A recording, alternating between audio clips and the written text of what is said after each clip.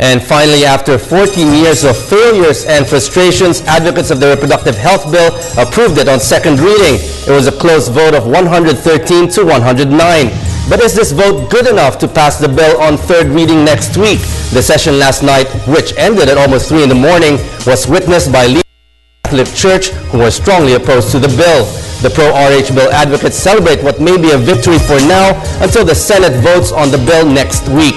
And joining us tonight is Deputy Speaker Erin Tañada. He presided last night's session. Good evening, sir. Good evening, Robert. Sir, is the difficult road which the reproductive health bill passed through for the past 14 years over? Was the President's support for the bill a factor for the outcome of last night's vote? Well, first and foremost, this is just the first step. As a matter of fact, this is just the second reading. And usually what happens in second reading is that there's just a voice vote on whether it would pass on second reading after the period of amendments. The more important vote is the third reading. So this is what we should all look forward to. And hopefully the numbers of the pro-RH would even increase by the time we vote it on third reading. So are there added amendments which those against the bill may propose before it's passed on third reading? At this point, no other amendments may be entertained. As a matter of fact, we went through the whole 27 pages of the substitute. And there were still a lot of amendments that were accepted by the main sponsor of the bill, aside from the consultations that were made even before the substitute bill was included in plenary. So what happens now next week? Are you assured your vote last night will not be lost? Well, at least we're confident that the 113 members that voted in favor of the responsible parenthood or reproductive health bill would remain as is. Now, of course, we'd want it to go up, and we feel that there were still a lot of members, majority of the members of those that were absent are in favor of the RH. So we look forward that these numbers may go up. But again, like I said, it can go either way. I'm very happy that my declaration that the voice vote was in favor of the ayes was sustained by the number of votes that was taken at plenary. Among the amendments proposed by those against the bill, which provision did you? Well, there were amendments, I would say, that basically is acceptable. They were non-controversial. They were not killer amendments that would take the essence of the RH bill. So practically all the amendments that were accepted by Congressman Lagman were, we believe, helpful and non-controversial. So the church will continue its crusade, the pressure will mount. How will this affect the political fortunes of those seeking re-election in 2013? Well, there have been a lot of talk whether there is indeed a Catholic vote, and it seems that political observers have unanimously said that there has not been a Catholic vote.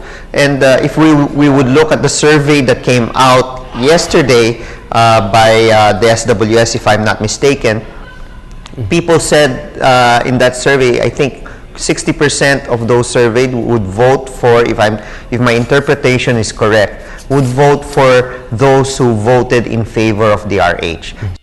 Some people say whoever voted for what in RH is irrelevant. So again, I think the fear of not getting votes from upon orders of the Catholic hierarchy is still not really tested. So what are you expecting that will transpire in the third and final reading for this bill? Well, again, under our rules, the third and final reading is a roll call vote. That's why what happened last night was not necessarily the normal thing that happens on second reading. It just so happens that it was a controversial issue, and the rules provide that if there is an appeal on the floor questioning the voice vote, that appeal may be entertained as long as 1/5 of the members present would agree to such nominal voting, and that was a procedure that happened. So on next week, when the majority floor leader introduces the bill for third and final reading, then the roll call of members will happen, and all what the members would do is state whether they're in favor or not of House Bill 4244. The explanation of votes will not be as long, I would think, because the explanations will happen after the tally of votes. So what we saw last night, there was nominal voting. Each congressman had to explain their vote, whether it was yes or no. So we don't expect it to be that long in the third and final reading? Well, because what happened last night, we allowed explanation right after the voting. Now, what will happen on third and final reading, we will just ask the congressmen and women to state their vote, and if they want to explain their vote, they will have to wait until the final vote count is tallied. So on a personal note, what was your vote and why? Well, first of all, as the presiding officer, I am not entitled to vote unless there is a tie.